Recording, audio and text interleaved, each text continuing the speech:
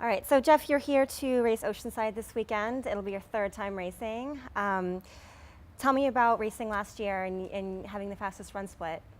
Yeah, well, I guess when the first time I raced this in 2010, it was a real stacked field. You had Rasmus Henning, Michael Raylert, Matt Reed, Timothy O'Donnell, Tim DeBoom, Richie Cunningham. The list goes on. All these, guys that are legends of the sport. And I ended up having coming in sixth place, and I had the fastest run split, and it was really kind of motivating and real breakthrough race for me. So it's pretty cool to come back here, and hopefully I've improved my swimming and biking to be on par with the run. So a lot of people know you because you were third at the 70.3 World Championships in Vegas last year, and only Crowe and Chris Lieto were ahead of you. And it was really a breakout race for you. I think that's fair to say.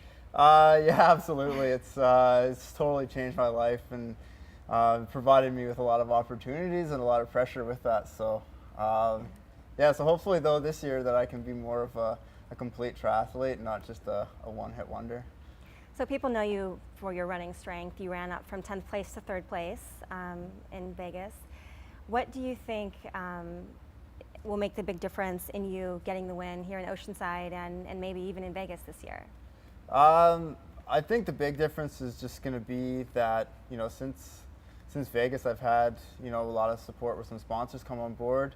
Orbea, Orca, have been some big ones, and Shimano as well. And I think that's just given me more time to train and less time to, worry about making money elsewhere. And I think I've really put that into my biking, running, and I think that's what's going to make the difference, is just that ability to really totally commit. Okay. So last season you had a pretty stellar season. You had top three finishes at 70.3 races.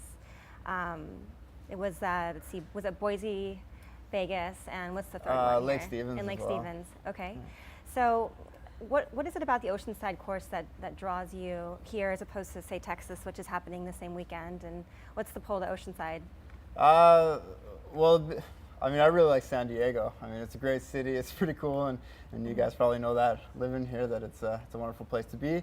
But also I like the fact that it's a little bit more hilly than Texas is. I think I did the Texas course in 2010, and it's pancake flat. There's a few little kind of overpasses, bridges, but I like the fact that there's some real gut-busting hills out here. I also like the fact that just the way the run is, it's just a long out and back on the beach. It's something that is a real mental challenge. With the one in, say, Galveston, you got lots of turns, you can see everyone, you're very engaged in the race, but this one you're just, you're looking down the road and really have to be mentally tough. You mentioned that this will be the first race of your season. You had gone down to Rev 3 for the Costa Rica race, but you didn't race because you're nursing an injury. So how are you feeling going into Oceanside? I'm feeling all right. It's been feeling all right. My practice runs, I haven't run, I guess, hard in the last few weeks, but I'm hoping that things are going to come around. But it's always a tough call on whether or not, if you're injured or you're not. But I'm really I'm trying to stay positive. But at the end of the day, it's you can do some serious damage if you run on a hurt injury. Mm-hmm. So when do you know when you need to pull back versus kind of test it in a race? When do you know if you're race ready? I guess is my question. That's a tough one because I'm a real gamer, as they say, and when I get out there, I get out there and go for it.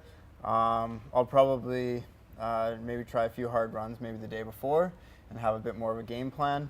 But it's one of those things that when you're doing a half Ironman, everything hurts, right? So, but I have to recognize, the good hurt and the bad hurt. So it's going to be tough, but yeah, we'll see. The day before will be really key, and we'll see what happens.